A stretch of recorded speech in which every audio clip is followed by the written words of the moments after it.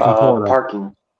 Parking. Oh, and Prince Charming for Prince Charming was mine. All right, awesome. So I'll just do a quick intro. Hey, everybody, welcome to workshop number 219.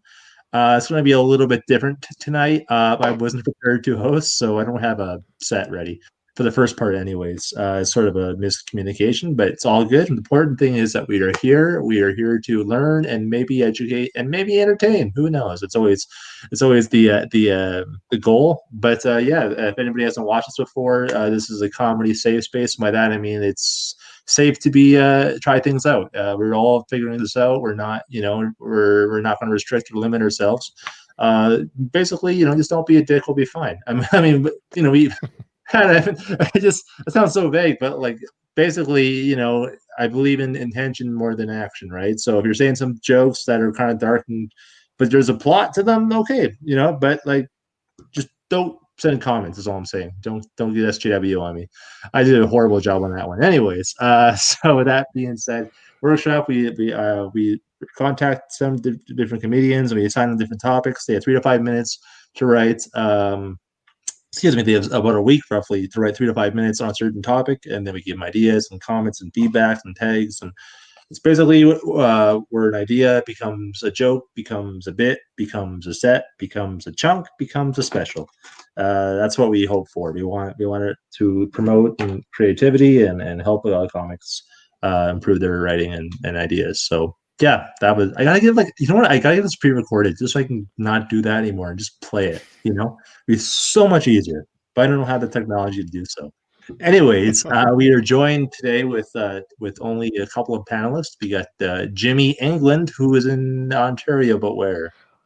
I'm about an hour away. I'm midway between Toronto and Niagara Falls. Okay, wonderful. Hamilton. And we have Bo Johnson. I'm not too sure where you are in Bo. Charlotte, North Carolina. Ooh, oh, lovely. Nice. That's Flair country. Sorry, I'm a wrestling fan. Woo! Yeah. Woo indeed. Okay, that's not my topic though, unfortunately. So let's start off with who would like to go first, Jimmy or Bo? I'm ready. Okay, so Jimmy, you got 3, 2, 5. I'll let you have 4.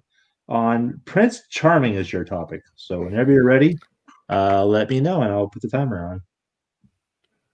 Go. You know who's the most overrated person in the world? Prince Charming. There's something wrong with that guy. He goes out in the forest. He comes across Snow White in a glass coffin, takes the lid off, and kisses her. Who does that? That is not romantic. That is a red flag. I mean, the guy has got boundary issues. You never want to take him to a funeral because God knows what he would do with a fresh body. It's really what I'm coming down to saying. This is so weird. It is not even a category on Pornhub. You go in and type in kiss a girl who's been dead for a year and all you get are MILFs and matures. That is it. And you got to wonder about what would the breath of a woman who's been laying in a coffin after a year be like? It must have been like kissing expired cheese. Pretty much. And spoiler alert, his kiss dislodges a piece of apple that is stuck in her throat. How do you do that with a kiss? Only way I can figure, he used his tongue. He used his tongue on a woman who's been laying in a coffin for a year. That, ladies, next time you are kissing your Prince Charming, remember that. Where has his tongue been before? That's critical. That's all it was, too. It was a little piece of apple in her throat. You think a dwarf named Doc would have been able to figure that out. It seems pretty basic, doesn't it? Is it just me? I think that is not the dwarf I would want to go to for medical advice. He seems to be the kind of dwarf where you go to him with a splinter and he goes, you know what I think? I think you're pregnant. You got 2 splinters? Congratulations. It's going to be twins. No, Prince Charming, he also gave a kiss to Sleeping Beauty, a complete stranger. Just came up to her, bent over, and kissed her. Now, is that not strange? I mean, if you go up and kiss a complete stranger, Do they wake up, look at you and go, oh, it's my true love, Prince Charming? No, that does not get you true love. That gets you a restraining order. I think the whole point is that Prince Charming does not understand, well, he doesn't have good judgment. Take Cinderella. The Cinderella story, he scours the kingdom looking for the woman who fits into a glass slipper. First of all, what kind of woman wears a glass slipper? Okay, I'll tell you what kind of woman wears a glass slipper. A vegan. When you're a vegan, you cannot wear leather, so your footwear options are limited. So if you're ever out with a girl and she's wearing glass slippers, you got yourself a vegan. You know what I think? Snow White had a Prince Charming, Sleeping Beauty had a Prince Charming, and Cinderella had a Prince Charming. I think they are all the same guy. Because what are the chances 3 royal families would go, hey, you know what? Let's call our boy Charming, because nobody's going to want to beat up a kid named Charming. I mean, what were they expecting? He'd be a nicer guy as a result of that?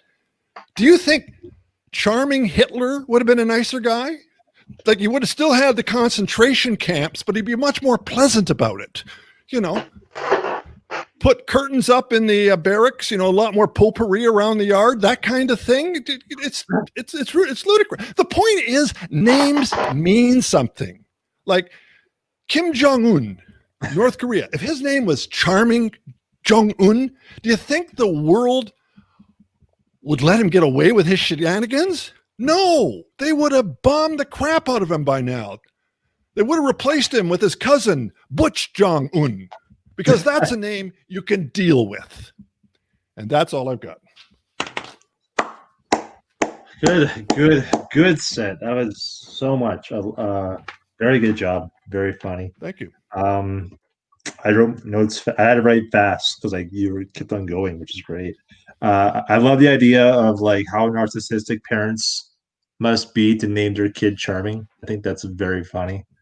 I like the glass slipper vegan reference. I feel like there could be like I don't know. I'm like very wordy. I like the idea of like association wise. So it's like glass slipper. And I was kind of thinking of like the glass houses reference. Like, you know, you can make some sort of references there. Walking on eggshells or something. I don't know. I'm just thinking outside the box. I love the whole, like, I mean, you're pretty much making the glass coffin kisses her Me Too movement of fairy tales right now. That's the vibe that I got from that, which is very funny. I never thought of the whole breath of the corpse of the comatose woman. Like, that's fucking funny because she doesn't brush, obviously. So yeah, I never thought of that. That's a really good insight. I put Prince Charming, but like in which kingdom? Because like, you know, people can be certain things and certain people, but like to some people, like it could be a frog prince. You know what I mean? I feel like you can kind of touch on that. Like, to who is he charming? Kind of. When you said the dwarf doctor, I love that concept because I feel like his diagnosis could be a little skewed because of the size difference. So like, you know, something small for him or something huge for him could be like a hangnail to him could touch the fucking ground for you. You know what I mean? Like, I feel like you can kind of play along with that a little bit and try to think of some conditions that would be like life changing for like a dwarf, but like for a regular sized person, like, oh, it's nothing. But yeah, a lot of good stuff you had, man. Very funny. Good job. Thank you. Any comments, Bo? I mean, I loved all of it. It was kind of interesting. If I'm not mistaken, you actually went back to the original writing of Prince Charming and Snow White. I'll be honest with you. I couldn't remember all the Disney films that I'd seen with Prince Charming, so I cribbed a lot off of Wikipedia. Pretty much everything. Yeah, the fact that she was actually choking on the apple and then been in there for a year. That actually goes back to the original writings. That was brilliant. With the breath thing, that was great. I kind of like thought of like you know, he kissed her after a year. I mean, I know what my wife's breath smells like after one night of sleep. I can't imagine a year. You know, what else was it? I mean, other than that, I mean, it was all great. It was brilliant. Thank you. That one worked out. Yeah, you had it was like a passionate set there too. I feel like it was definitely very funny stuff. Good job, Jimmy. Well, it took me a while to figure out how to say it because that was the other thing, and it's as you said, the passion I think is what drove it pretty good there. So, okay, Yeah. thank you, gentlemen. That was helpful. That was very helpful. No, We'll for develop sure. it further. Thank you. And Bo, I believe your topic was parking, right? Yeah. So whenever you're ready, you let me know. All right. I'll start the timer. All right, let's go. Okay.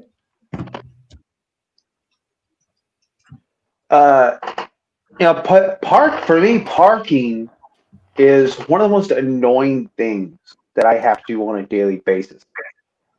Kind of like taking a dump. You know, it takes up way too much time. I hate having to do it, and some days it's messier than others. I remember one time I was sitting in a parking lot and in Target of all places, and some woman parking sideswiped me while parking. So, people are worried about texting and driving. How about texting and parking? Like, holy crap. Oh. And you know what? Speaking of the parking lots, I think parking lots says a lot about society. We're lazy.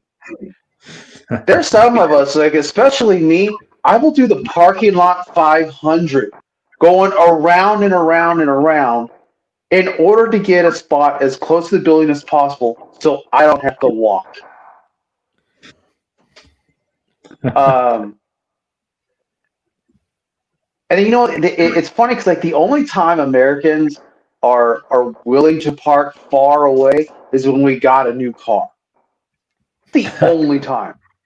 It's like, oh, I got this brand new Chevy. I'm gonna park all the way out there so nobody hits it. You're just begging for trouble. I hate parking under trees. Like I got a tree outside. Parking under a tree just says my car is a toilet for birds.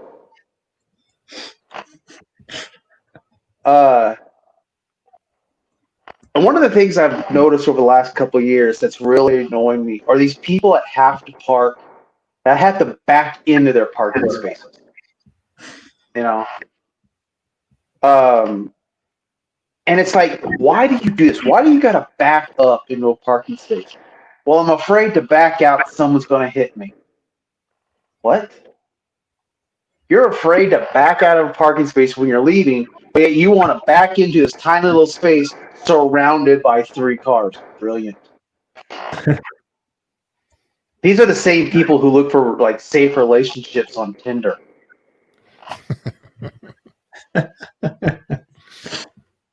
I think tiny cars, like smart cars, they need their own separate parking space in a different location, For me, there's nothing worse than you're about to park and you go, ooh, a space, and you're about to turn in. Oh, smart car's blocked by 2 big old trucks. The only way you can equivalent that is somebody with a small penis trying to screw a big woman. I do love going to the beach, but I hate parking at the beach because those parking meters. Parking meters were designed by beaches for beaches. Life's a beach there. I never carry quarters with me when I go to the beach. And now they have this like app for your phone to pay the parking meter. Apps for a parking meter is like a condom. You don't carry it because you don't think you're going to need it, and you go, I'm screwed. All right, that's all I have. Good stuff, man. Good stuff there. Fun topic. Okay, so when you made your taking a dump joke, I put down, parking lot, I'll take a dump. I'm like, well, to be fair, taking a dump does involve a form of parking. At least I should hope so. Or I'm taking an idle dump. Unless you are 2 and you can do it while walking. That's impressive. That's what do you call it? What's that word? That's like dust cropping or dust crapping. There you go. What else did I put down? Oh fuck it. They made.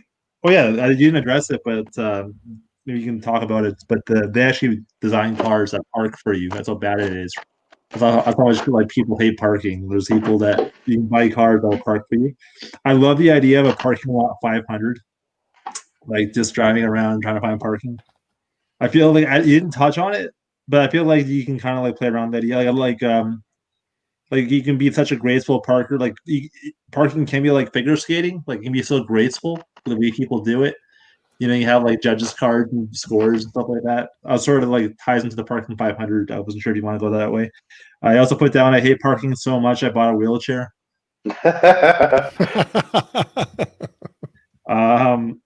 And then you talked about smart cars, and I just put you can park a smart car in a luge tunnel. Very abstract thought, but yeah, it's all I got. But yeah, good stuff, man.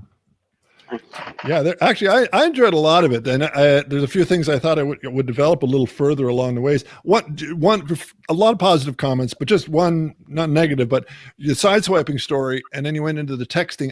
I think you need a link that links the sideswiping to the texting. Was she texting at the time she sideswiped Yes. you or something like that? Yes, she was. Okay, that's what was missing, and we didn't get that.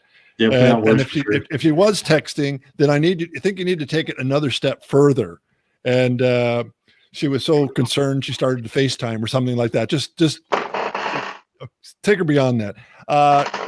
Parking close to the building, I would have probably capped it off with, and that's when I go to the gym, because by the way, the imagery of the parking lot 500, it's not only is it a great concept, but it's a wonderful image. It immediately, I think everybody immediately gets an idea of a racetrack into their head. So it's a fabulous piece of craftsmanship right there, whether you know it or not.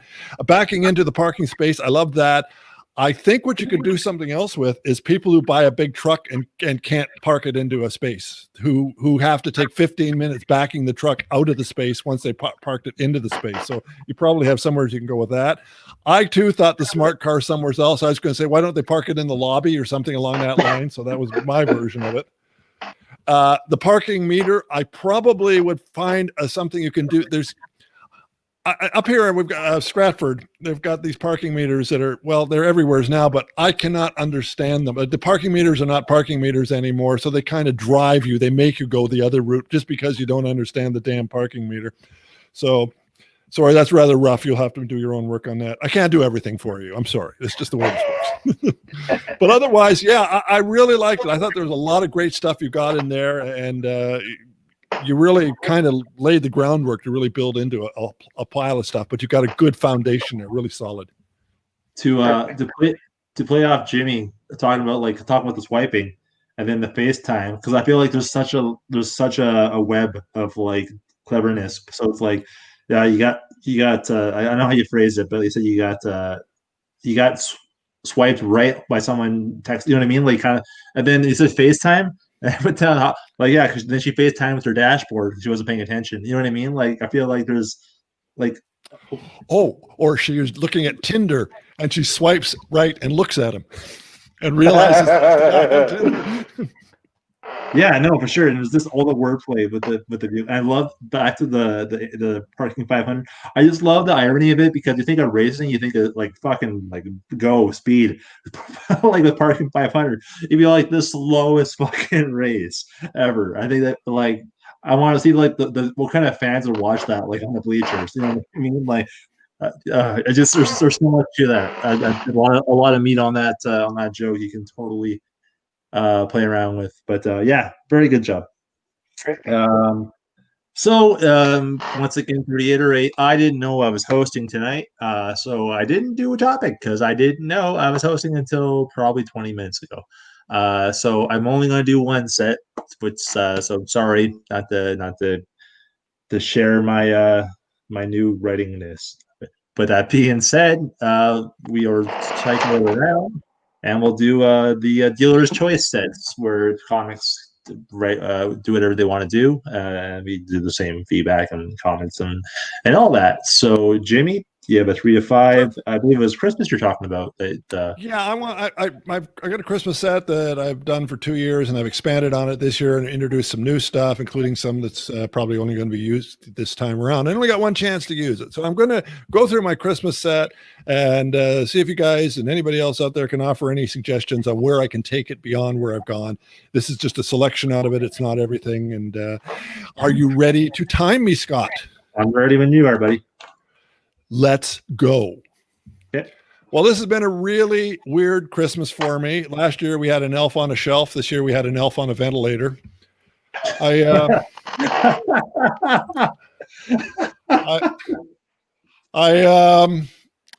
It's been tough getting live gigs because we've been on lockdown around here in Ontario. And I did a benefit show, and it was supposed to be live, but they ended up streaming it to 400 homes.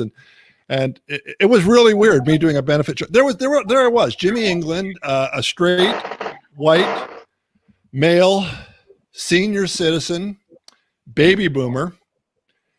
And I was doing something that benefited somebody else. It was like a Twilight Zone episode for me there, I tell you. No, I'm a big fan of Christmas. I like Christmas. I despite the fact when we first got married, we were very poor. You know, we were so poor that we used to wrap the stocking stuffers so the kids would have more to open on Christmas morning.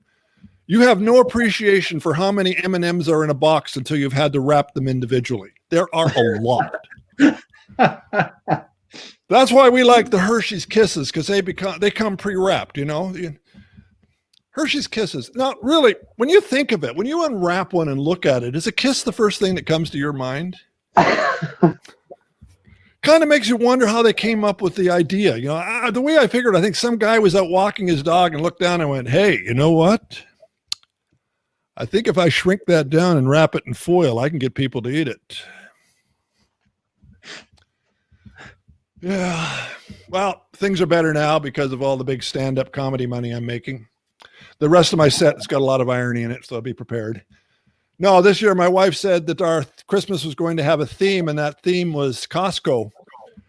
We went and we bought a clear plastic 55-gallon drum of Christmas ornaments. We had so many Christmas ornaments, nobody realized we didn't have a tree.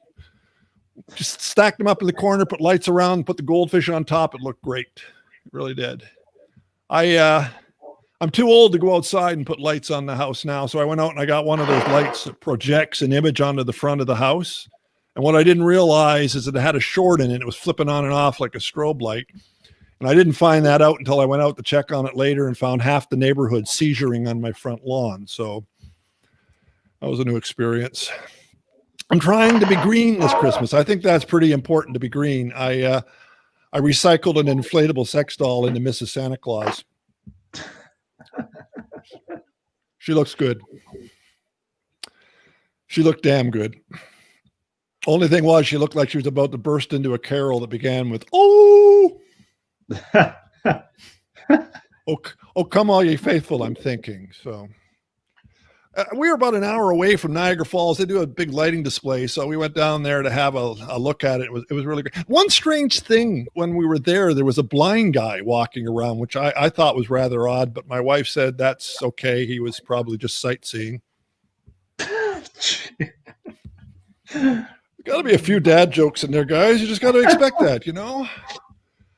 And the kids asked their mother what she wanted for Christmas, and she says what she says to them every year. She says, "Oh, I don't want anything for Christmas." I don't get that.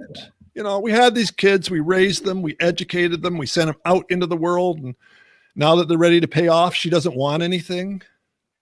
I want stuff. Do you know what it costs to raise a kid? They can give me the island of Bermuda, and I will still be going, and?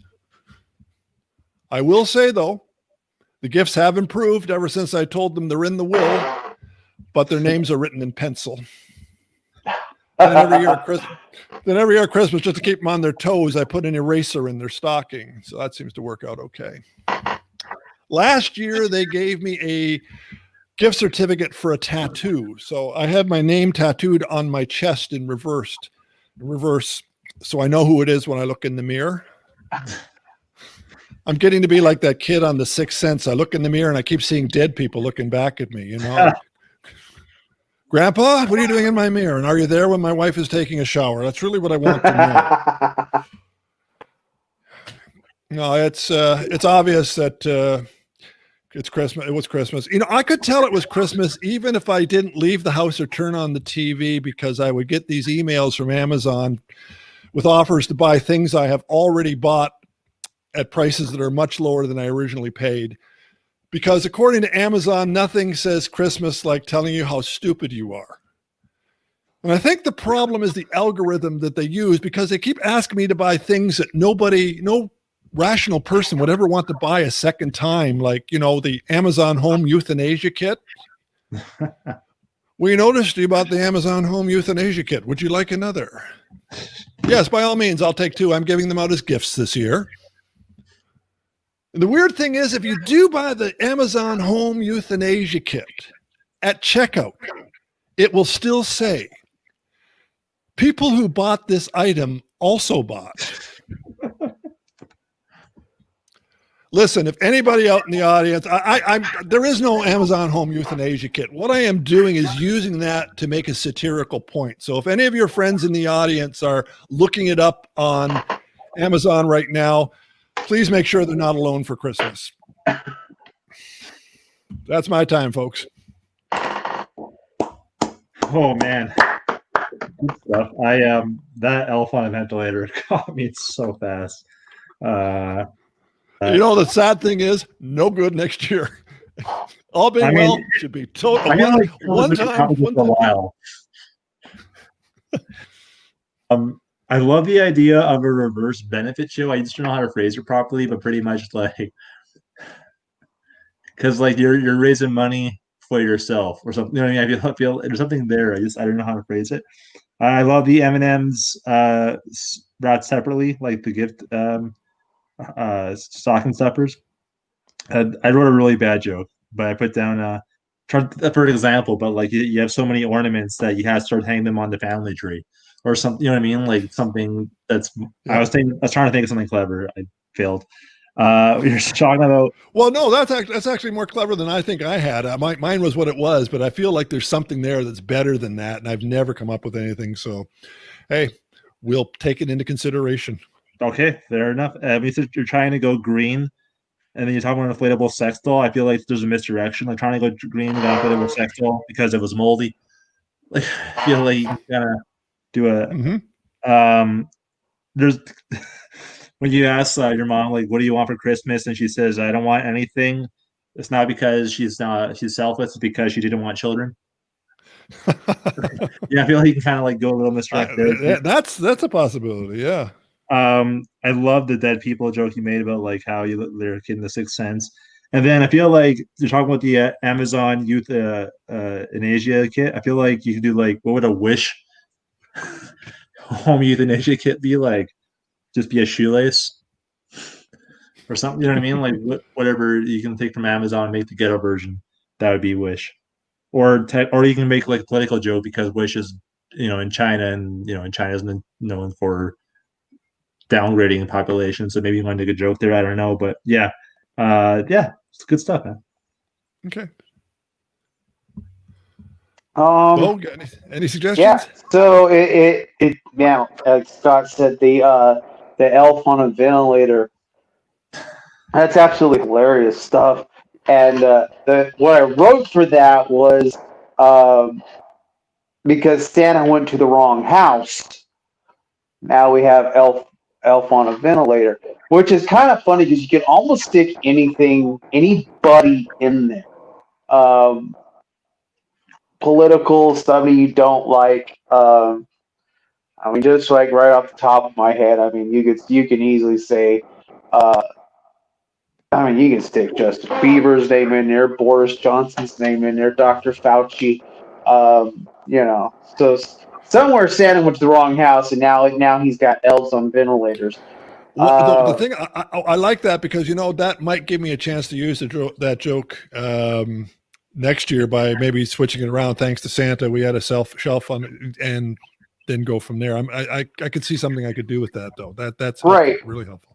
Yeah, I mean, you could easily use this next year and say that they've now fully recovered, and after a long battle. So yeah, and then the other thing, it's interesting. It's funny because we often talk about parallel thoughts between comedians, and it's interesting how many times as comedians we have the same thoughts for some kind of joke, and we never realize it until we start talking. And so your Hershey Kiss being discovered by a guy walking a dog is hilarious because I have a similar joke with my bit. Oh, we lost you, Bo. Oh, Oh, you're try back. it again. Take two. Bit. And part of it is talking about Kopi Luwak, this coffee in Asia that comes out in animal crap. Oh, I've heard of that stuff. Yeah, yeah. Yeah. And so it's like, so when I wrote it, I was like, how did this come about? It had to have been some guy walking through the jungle, stepped in some crap, and picked it up and went, hey, those are coffee beans. I could sell this to Americans. And so he did, and the coffee tastes real nutty. So it's kind of interesting how we have that parallel thought of how crap can inspire food. It's funny. It's funny you say that. I had a joke I wrote about a Comic-Con, and that whatever the joke was that these nerds go, and I include myself in them, see a Superman movie and they look at it as a documentary, and that was more or less at the gist of what it was. And I thought, okay, this is going to work. This is going to work. And I turn on a brand new Big Bang Theory, and don't they do exactly the same joke? As you said, parallel thinking. Somebody wrote it months ago. I have this thought, so I ended up dropping it for that reason. But interesting, yeah. That's gotta be Yeah, I mean, I frustrating. wouldn't say drop it because some sitcom used it. I mean, You know what? It would have to have a turn on it that would be its own way. And the trouble is that my way of doing it and their way of doing it were very, very similar. So I'd have to come up with something that's going to distinguish it from the other, because in reruns, people are going to hear my joke if I use it, even though the fact that I originated it, I didn't copy it from them. But the natural thought is that's what he did. More well, popular. okay. So then on that one, what if his dog laid a little turd and all he had to pick it up with was a piece of foil? And that's how he got the idea. He went, hey, I could stick a little piece of like fortune cookie paper in this, and we got some. I also feel like you can make a Reese's joke. I think I had another version of it where I said that this trend that seemed to be completely different, and Reese's is going to pick on up next year, and they're going to put out a line of chocolate lips covered in foil, and they're going to be known as Reese's Feces. Ha. Yeah, that was my reaction too. One hot. I just didn't think it was strong enough, so I dropped it. But I feel like that could be like one of those, like your Hershey's Kiss can make a tag, like you can make different tags, like because Reese's Pieces, you know what I mean? Like you can or Reese's whatever you want to do, but like I feel like you can play off more on that Hershey's Kiss because there's a lot of chocolates that are very close to, you know what I mean? Yep. Sounding a little bit funny. Yep. But yeah, so funny. Eddie. Good stuff. Bo, did you have a set you like to do? Yeah. Let me know when you're ready then. Yeah. All right. I'm ready to go. Heat. The weather this winter, it's been a little crazy. It keeps going from hot to cold, hot to cold. I don't know much about global warming, but I do believe that Mother Nature's going through menopause. And the funny thing is, like, I'm originally from California. I grew up there, so I'm used to the earthquakes, which is Mother Nature's version of Parkinson's.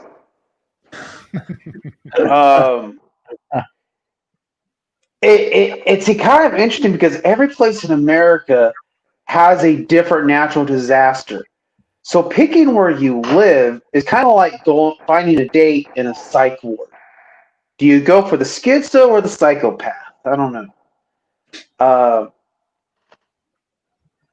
At one point, I left California. I moved to the desert with those extreme temperatures of 110 degrees. Weather so hot, a turkey felt sorry for me. Ah, Let's see. I've even lived in the Midwest of the United States where those big old things, those tornadoes, those are interesting. Big funnel clouds that just suck stuff up. Like nature has a cocaine problem. Um, and if you've never seen one of these things in action, I mean, these big, huge clouds just pick stuff up and they throw stuff all over the place. It's like the evil, godlike twin of Martha Stewart. It's like, oh, you like this Toyota? Well, I'm going to put it on top of a building. Congratulations. And of course, here in the South where I now live, and that weird place called Florida, they have those big storms that are the size of a country called hurricanes. What kind of crap is that? And speaking of Florida, I've noticed Florida looks like a penis, which I think makes hurricanes herpes. Only difference is with Florida, the swimmers go in, you know. And that's all I have for that one. So I'll keep that short. Good stuff. I like the natural disaster theme. We said the hot and cold, hot and cold. I feel like you went to the menopause, which is a good. But if you want to take a variation, I put down I don't know, like a bipolar joke, like the bipolarized cats, something like that. You know what I mean? Like I'm a word nerd. I'm sorry. I'm very wordy. I love the Parkinson's earthquakes. I've lost all sound. Oh wait. Can you hear us? Can you hear?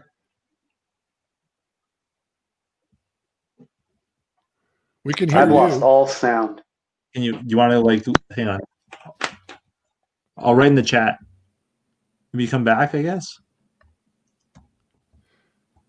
Leave and come back. Can you hear me?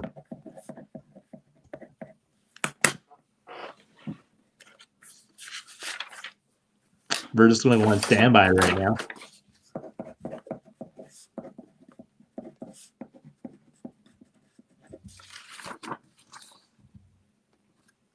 Okay.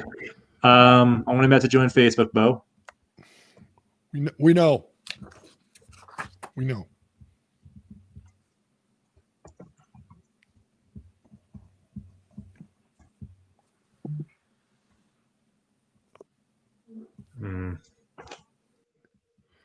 Oh, Okay. he disappeared. He He's got it. coming back in again. Hopefully that works. I don't know otherwise. I'm not a tech guy. No, neither am I, unfortunately. It happens. I mean, worst case scenario, well, I can message him my notes, but that's kind of Yeah, weird. I actually had it. He was talking about the desert. I thought to see if it comes back in, but everybody thinks the desert's great. They keep saying it's a dry heat. It's a dry heat. Well, so is my barbecue, but you don't want to be a chicken. I loved his dating and natural disasters hunt. I feel like he can go so much more into that. Yeah. Oh, what did He does a nice job. He does a nice job picking like the similes and things that can kind of give you an immediate Like he gives image you of what he he's talking about. You go more into it, like not a sample, but like examples. Examples, not samples. That's what I'm trying to say. Can you hear me, Bo? Yes. Okay. Okay, you're back. It worked. The whole reset, old school, press the reset button. Yeah, I was like, wait a minute, this is going old school Nintendo. Do I need to blow in it or something? Oh, you flirt. Okay, so I love the. I did. Go ahead, Scott. I'm sorry. I love the Parkinson's earthquake reference. I just have a funny little thought there. I really liked your dating and natural disasters analogy. I feel like you can go way more into that. Like you were giving a sample, but I feel like you can like give examples, like kind of like because there's so much into that whole concept. Because there's so many natural disasters, and like you can think of so many red flags, and put two together, figure like out how to connect more. Your Martha Stewart joke. I feel like the tornado could be like have its own home renovation show. Okay. Like it's just like nobody wants, but like we did this, so we took your living room and we just removed it, and we put it in a holder. You know what I mean? I feel like you can kind of like go more into that too, like because it's a tornado, nobody wants the shit that it's making. But yeah, that's all I got as far as I can feedback. Good set, Jimmy. Yeah, there was I liked a lot of the same stuff. I did think your desert thing, you might be able to do something along the lines of people say, it's easy to live in the desert. It's a dry heat. Well, my barbecue is a dry heat too, but you don't want to be a chicken on it. And something about the Florida swimmers, I kind of like that, but I felt that there was something more that needed, like almost like, they start out really brave. They all head out, but in the end, they all turn around and come back again, or something along that line. Just framing it a little bit differently is about the only suggestion I would make for you on that one. Otherwise, yeah, I like it. I'm curious. Again, for all of us, when you're doing this, it's always a little bit different because you don't have a live audience in front of you. How close was your delivery to the way you would be delivering it on stage? Do you feel like you're on the money there, or you're fairly close, or you just are you being in this particular environment, or are you just coming across differently?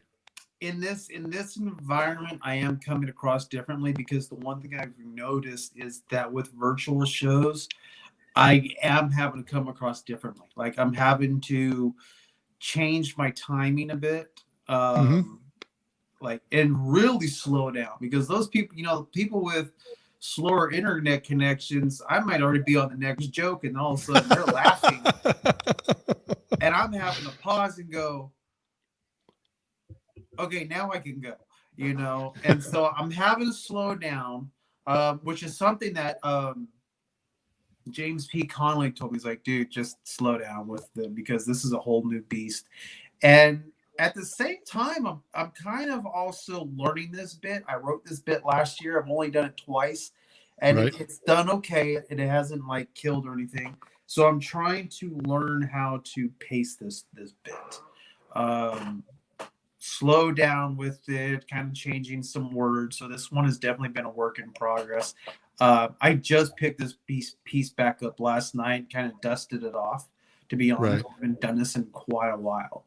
So I've kind of dusted it off and trying to see where I can make some adjustments and kill with it. But yeah, so now I'm actually reworking the timing of this bit in addition to really learning the timing of these virtual shows, because the timing on virtuals it's insane. Yeah, no, it's definitely, it's different. I haven't done many, so I can't really say much, but like from what I see, it's Look, laughter on a virtual show is like watching the old Godzilla movies. You see the lips moving, but you're waiting for the laughs to come. Yeah, there's definitely a lag. This is not too bad, but we did Zoom with the family on Christmas Day, and I realized there's at least a 1 second variance because I would do this with my arm, and my arm would be behind me by at least a second on the screen. So so you can't really time it. This is actually a lot sharper than what we had with them. So yeah, and in fact, just before the sound went out on my phone, I was actually having that problem, is where your guys' lips were moving, and then in a few seconds later, then the sound came, and then all of a sudden it just all went to hell. Connection's an issue too sometimes. Yeah. So okay, you gotta connect with your audience and with your browser. That's a nerd joke. I am so sorry. I'm no worries. What would I do? Just punning it up.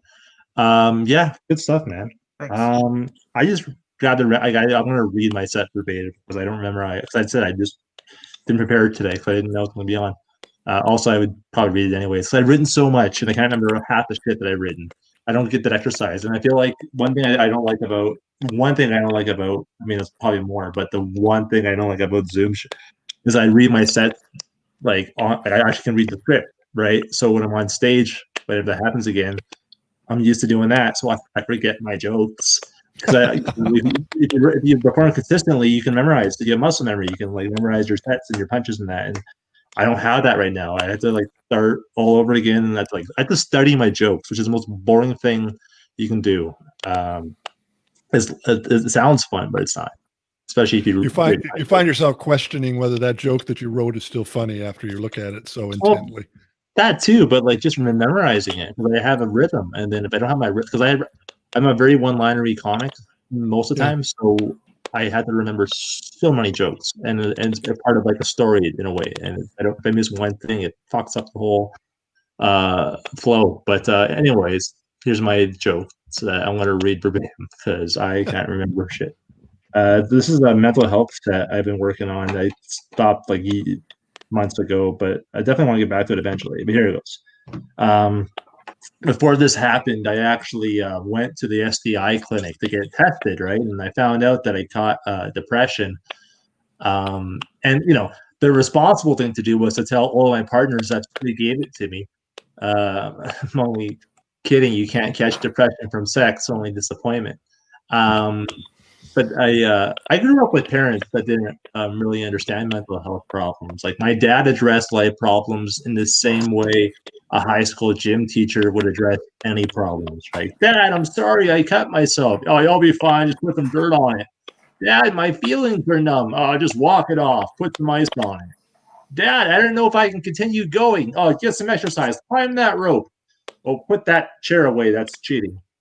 Like I knew I had depression after I aced the mental health test. I got an A+ and B negative. You know, I took that test and I passed with flying shades of gray. Right, like, and it's not that really hard to pass that a depression test. All you really have to do is fail in life, or copy off the guy hanging next to you.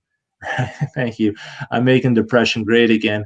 That joke was roaring in the 1920s, and it was still killing people 10 years after.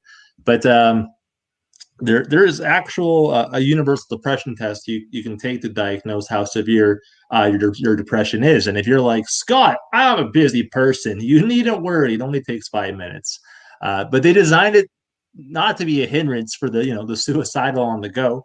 A single page, 9 questions. That's it. 9 questions. How you use the edges of the paper under risk would be a better gauge to how depressed you are than the actual questions. Okay, like 9 questions. Really? Like, let me put that into perspective. Okay, the Scientology personality test consists of 200 questions. Okay, random polls on what kind of animals you are 20 questions. Okay, Maury Povich asked more fucking questions than this test. Okay, and the question they ask you, they're so vague and even need to be updated. Okay, like number one, do you feel down, depressed, or hopeless? No more than ever. That's like Cecily Burdennett. That may just ask, are you sad, sadder, or saddest? Okay, second question. Would you say you have trouble falling asleep, staying asleep, or sleeping too much?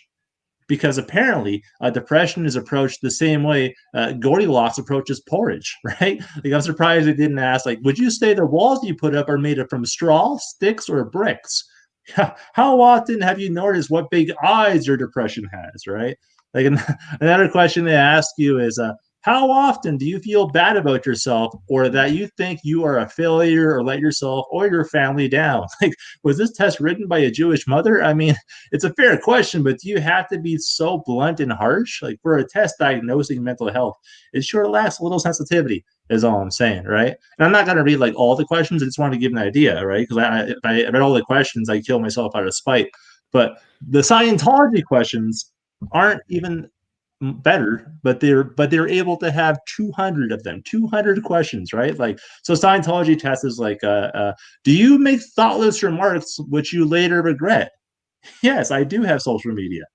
They should just ask, have you ever deleted a tweet? Another question is, do you browse through railway tables, directories, or dictionaries just for pleasure? Right? Like, who is getting off from Webster's? Right? Define my name. Yeah. Another question. Do you often sing or whistle just for the fun of it? Like, who whistles out of rage? Who do you think you are? The wind? Hey, the light green jerkwad. I can't whistle, but that's how it would sound. I guess that's all I have written there. So that's the set. Got some really. Your dad and the throw the dirt on it, and you're going to the STI clinic. It just strikes me that there's a joke there along the lines of, I told my dad I had to go to the STI. My dad's solution to everything is, when you hurt yourself, is throw some dirt on it. So I went to the STI clinic, and he told me to throw some dirt on it. Apparently, he didn't get that. That's what caused the problem in the first place. Oh, that's funny. So that's in there. I love your Goldilocks analogy one. That was really good. I would like to know the Scientology thing. First of all, why you even had the Scientology 200 questions, how you even got that in your possession in order to talk about that. There was 'Cause I was like, I was baffled. That was only 9 questions. That was it. So I kind of like did a little research, and I found out that. Because I was curious, like, because I know I watched some South Park. I remember them asking questions. I was like, I want to look into that. And yeah, there's 200. I had the fucking. I didn't have it on me, but I had the documents, and there's 200 questions on a questionnaire for Scientology. And there's some sort of like I can't think of the joke, but there's something funny about like a mental health exam and a bigger mental health exam. But I just don't know how to phrase it properly. But yeah. For those with an advanced neuroses, I don't know. Yeah. But yeah, so going that way, there's a lot of good stuff in there that I really, really did like, and there's a lot of stuff in there that I feel like you're maybe a little too close to it. What am I correct in my assumption? Very one man showy. That's actually was written for. I was going to do a one man show, so it's going to be a bit more personal. Yeah, because I was really getting that out of it. That to some degree, you're trying to work stuff out, and you're trying to do it on stage with that. Mm-hmm. So it might be getting between you and being even funnier. Like I think there's some good stuff that you've got there, but you just have that. You're trying to get something out from here, and rather than from here, I guess is kind of what I'm going for. And okay, it's done. Like I don't want to make this sound like none of it was funny and it was all you trying to no, dude. I just do psychology on stage. It's not that at all. But there is because I've had that problem repeatedly. Whenever I get something that I have a bee in my bonnet about or something that I am passionate about, I rarely manage to make it. You've done a better job than I do. Rarely manage to make it funny because I am too close to the material. And so you just got to be careful of that. That's all I would say. But as I said, there was some good stuff in there. It's a good potential stuff. So, thank you, Bo. You want to step up? I'll take over this. I'm going to take this over now. So, Bo, would you like to tell Scott what you think? You have a caller on the air. Feel free to be brutal. It's the only way you'll learn. I mean, it was good stuff. I liked the joke on the regrets and social media. I also thought about loaning money to family, so and one night stands. The